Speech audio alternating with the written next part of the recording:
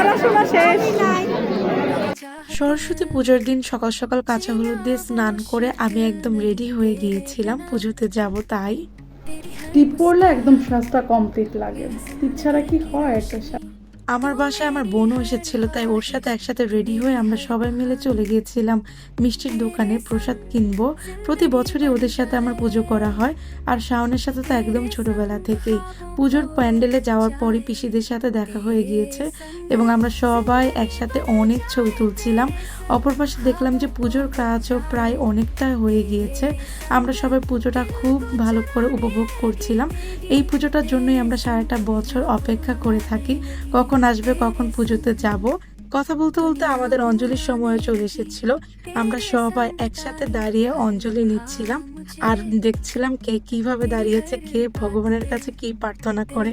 আমরা সবাই এখানে মজা করছিলাম। এই বছর কপালে কলম লাগেনি, তাই ভাবছিলাম এবার মনে হয় আর পড়াশোনাটা হবে না।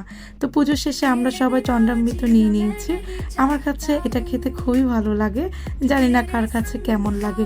পিসিদের সাথে একসাথে আমরা ওয়েট করছিলাম আমরা যজ্ঞের ফোঁটা নিব কখন। সবাই পুজো শেষে যজ্ঞের ফোঁটা নিচ্ছিল একে একে। এতটা ভিড় হয়ে গিয়েছিল আমি জায়গাই পাচ্ছিলাম না। এরপর প্রসাদ নিয়ে আমরা ভাবছিলাম পাশে আরেকটা পুজো হচ্ছে, সেই পুজো দেখতে যাব। তো আমরা সবাই হেঁটে হেঁটেই চলে যাচ্ছিলাম, যেহেতু ডিস্টেন্স এতটা দূরে ছিল না।